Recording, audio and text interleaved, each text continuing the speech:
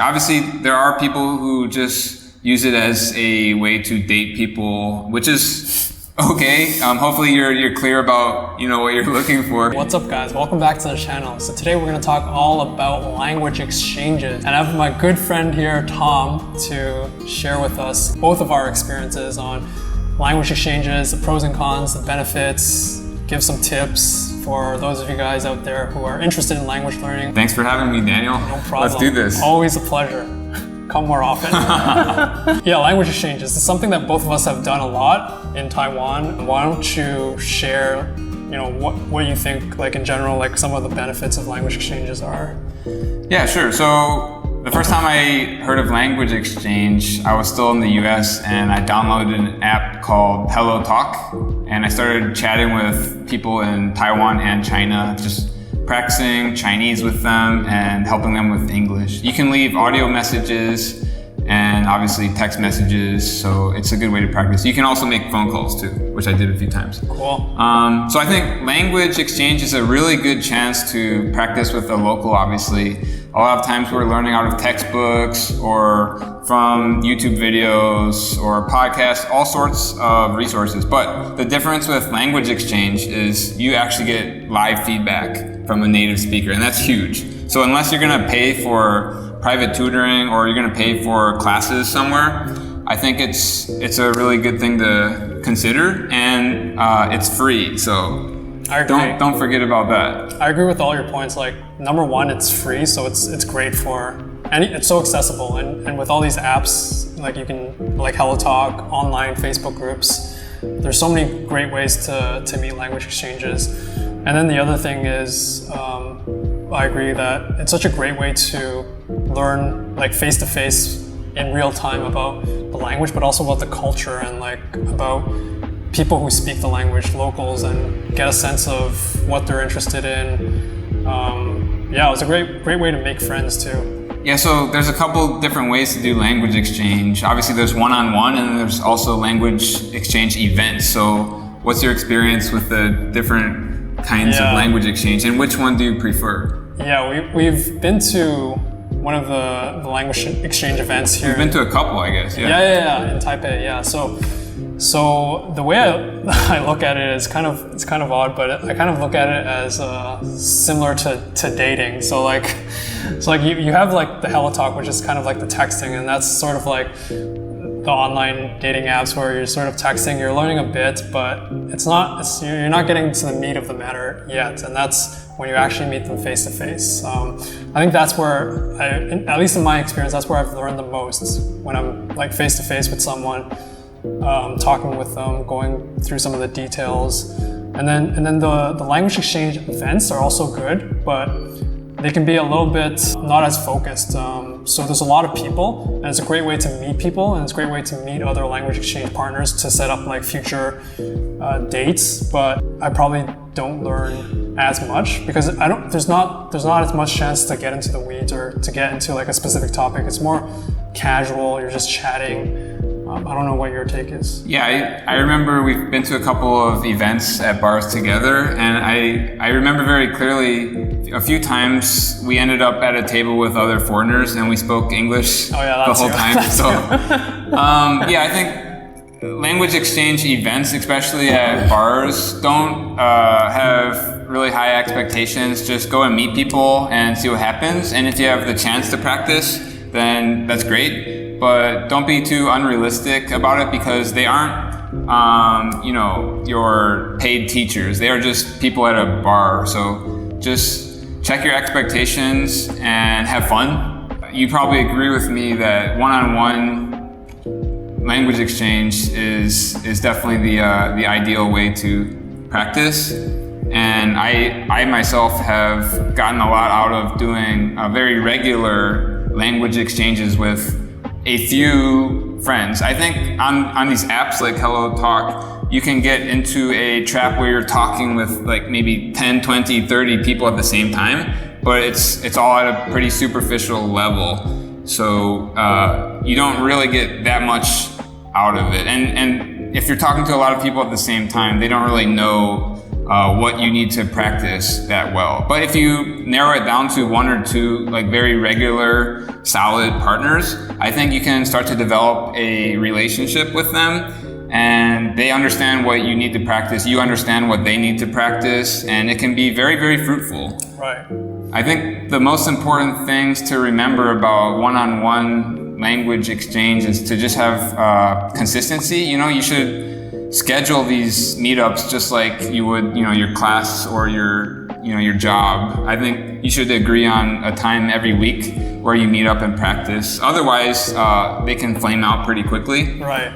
And then the other thing is, this is not a paid teacher who you're meeting, so you can't just show up and expect to be taught. I think you have to do your homework and be prepared, and to go in with questions and specific things that you want to practice with them. Right. Yeah. You raised up a lot of good points. I was gonna ask a lot of those. Like that's getting into the details, like of what makes a good language exchange partner, what makes a good language exchange. Some of the things you mentioned, like being prepared. I think I totally agree with that. Like there were a lot of times where I sort of just came in. I think it works for the first couple of meetings where if you don't really prepare that much, you still have some things you can talk about because you're meeting a new person. It's a little bit exciting, you want to get to know the other person, and that's fun. But then after a while, you can run out of things to talk about, and so that's where being prepared is helpful.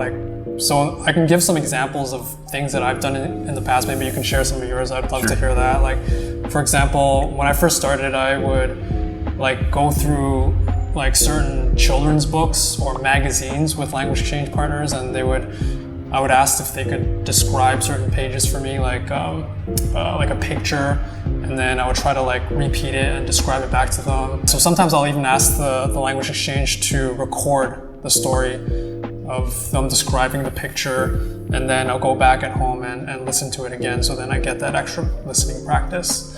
So there's just some things. Sometimes I'll do debates, not really a debate, but we'll discuss a topic and we'll take different sides, and then sometimes we'll do questions, just for example, we'll do questions from an English exam, like a TEFL. Right. Yeah, so they bring the questions from that exam, and then they want to do it in English, and then we can also switch and do it in Chinese.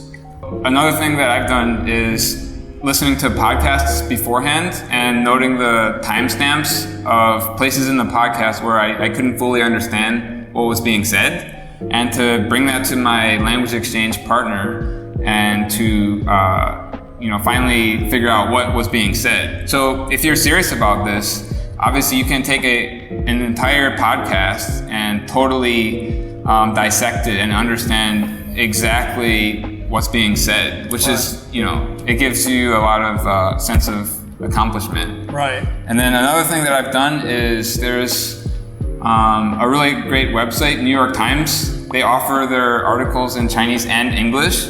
So you can take turns reading the Chinese and English with your partner, right, and to just help each other out with pronunciation and any other sort of things that come up. Yeah, that's a great website that you actually introduced me. I had no idea about that website and I think I shared it on one of my videos. True. Okay. Yeah. Did I get credit for it? I'll add it in after. Awesome. Have you ever tried Roleplay? No, I haven't. Okay, so this is something kind of fun to do where you decide on a situation or a scenario. For example, I'm a pet shop boss and you're coming in to buy a new dog. And we just speak naturally and just kind of see what happens, see where the story goes. Or for example, you just got fired from your job and I'm your girlfriend, right? It's a really good way to practice real life conversations in certain situations. Right. Yeah, that's a great idea, because I think a lot of times we don't often have the experiences, have a lot of varied experiences. So a lot of times we may need to role play, or we may need to sort of fabricate or create those situations, like a virtual situation, because we're not going to always have a chance to go to the doctor or go Sure. Unless, especially if you're not living in the country, like you may not have a lot of chances to do language, to speak the language. Right. And so I started doing language exchanges back when I was in Canada. Like I met a friend a language exchange that turned into a friend, and he was from Taiwan. And so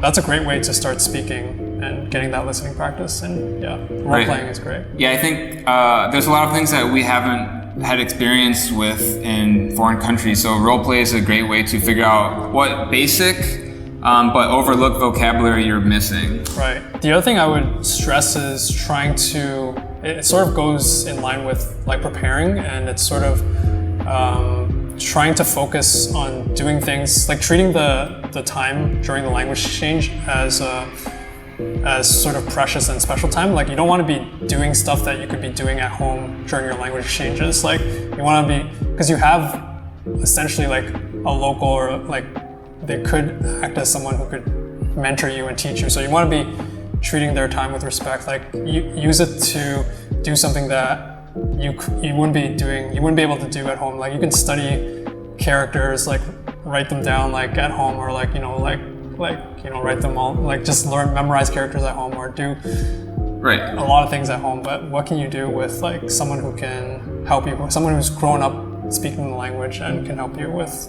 the cultural stuff?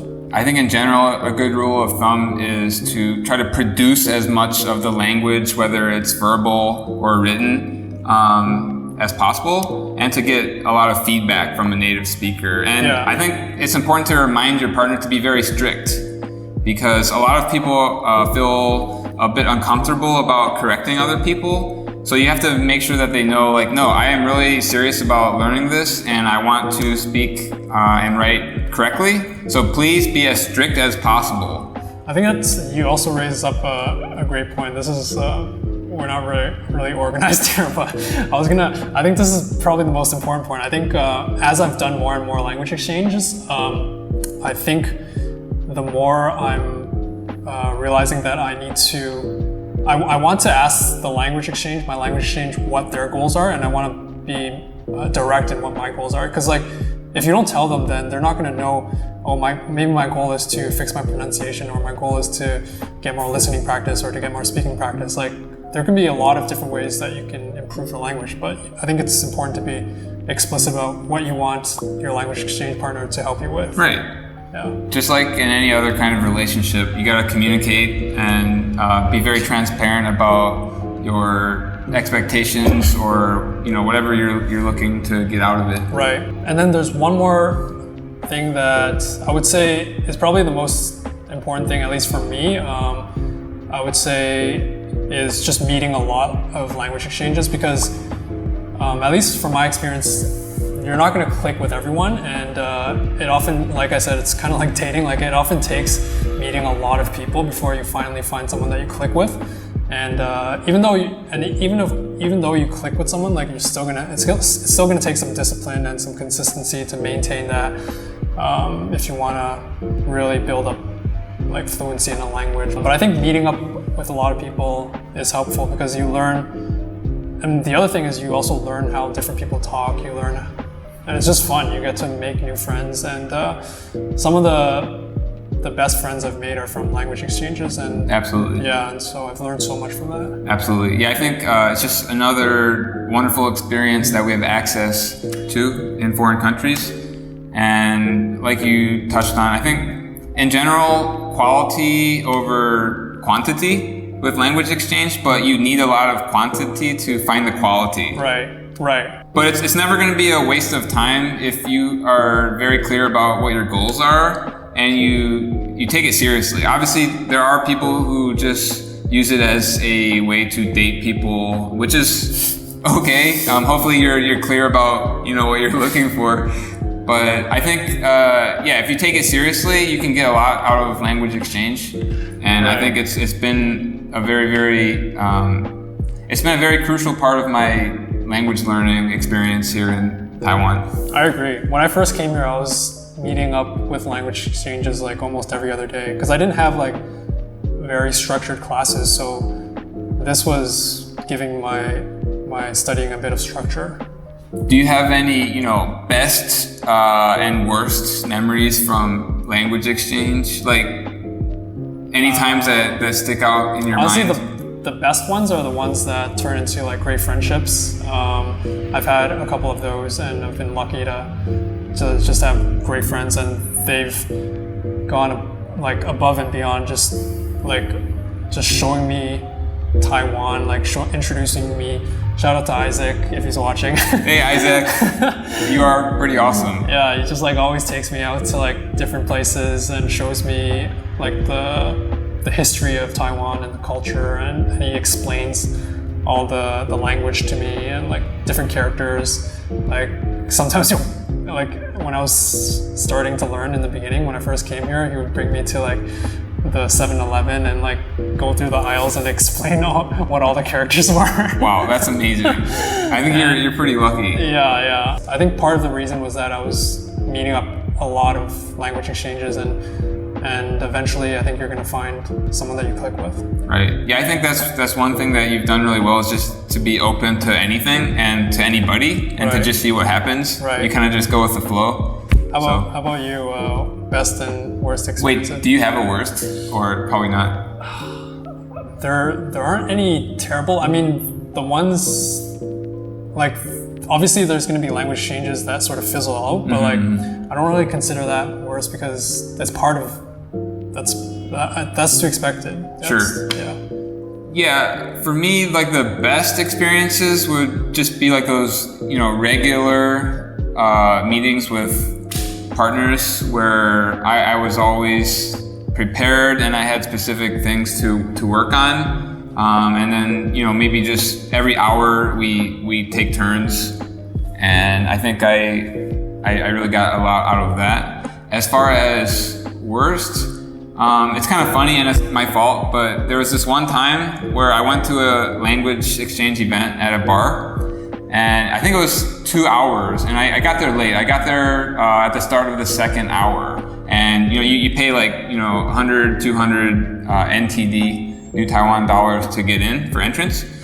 And after I paid the admission, I realized that the 2 hours were broken into two parts. So the first hour was all Chinese and the second hour was all English. Yeah. So I paid the admission to get into the event, and it was English time. So I paid to teach other people English. It was a great bar though, and just kind of a funny anecdote. I think we went to one together where we were trying to speak as much Chinese as possible, and we made it clear that the people we were talking with could just respond in English, so both people could be practicing at the same time. Right. So I think with language exchange, there's two fundamental ways to do it. One is to take turns, so English time and then Chinese time, and then another way is you stick to the language you're trying to practice, and then your partner does the same. Right. Yeah. Which way do you prefer? I would say I prefer more of a structured, like half and half. Right. That's usually what I propose, and then I'll see if that works out or if we need to change. Obviously, there's flexibility, we can change it, but usually I propose like first time, second time, like we'll try to split it half and half. I think that's the most fair. Yeah, I think it's probably the most effective because language is just back and forth, right? So you want to imitate that back and forth with your partner. But I think maybe if you go to a public event at a bar, you could say, hey, I'm going to practice Chinese and feel free to respond in English. I think it's a better way to try to practice at the public events. Right. All right, guys, that's pretty much it. That's our tips and tricks for language exchanges. Let us know if you have any questions or comments about language exchanges that we haven't covered, or some of your favorite tips and tricks for language exchanges. Any last words, Tom? Yeah, I think language exchange is a great way to bring people together, to meet a lot of new friends. And if you are very focused on what your goals are, obviously it can be very productive for both people. Oh, and I want to say one more thing. I think we shouldn't think too much about what we want out of the exchange. We also have to be very good teachers and really focus on the other person and try to help them out as much as possible. Because learning languages is exhausting. It can be very monotonous. And if you go out of your way to help somebody else, they're going to be there for you when you really need help on something, or when you really need a lot of repetition. They'll be there for you, and they'll be really patient, and they'll be willing to help you. Well said, man. Totally agree. Yeah, you should always try to help. I wish I had you as a language exchange partner. Thanks, man. Well, by the way, aren't you looking for a language exchange? Well, I think I need to practice my English because I've been in Taiwan for so long. Do you think you could help me with that? I can try, but my English is pretty long too. Wait, don't you speak Canadian? Okay. All right, see you guys at the next language exchange events.